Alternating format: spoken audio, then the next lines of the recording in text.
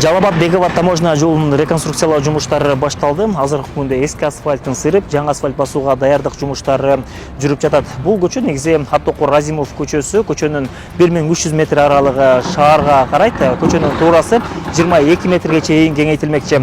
Кеңейтүүгө туура келип калган курулуштар буздурулуп жатат. Ал үчүн шаар казынасынан үй ээлерине кинемте катары акча каражаты дагы төлөнүп берилди. Азыркы учурда жашоочулар өзүнүн күчү менен курулуштарын бузуп жаткан учуру.